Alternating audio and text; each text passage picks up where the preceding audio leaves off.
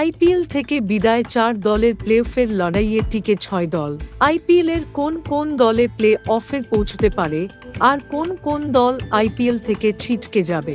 22 March শুরু হয়েছিল IPL 2024। প্রতিটি দলের বাকি আর 3টি করে ম্যাচ।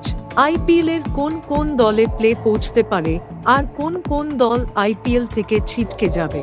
কেকেআর ও রাজস্থানের 16 পয়েন্ট হয়ে গিয়েছে। 3 ম্যাচ আগেই কার্যত পাকা প্লে-অফের টিকিট, আর একটি জিতলে পুরো নিশ্চিত। আইপিএলে আরও 4টি দল রয়েছে যারা 16 পয়েন্টে পৌঁছানোর সুযোগ রয়েছে। 4টি দল হল সিএসকে, হায়দ্রাবাদ, এলএসজি ও দিল্লি ক্যাপিটালস। 4টি দলের কাছে এবারের মতো আইপিএল অভিযান কার্যত শেষ।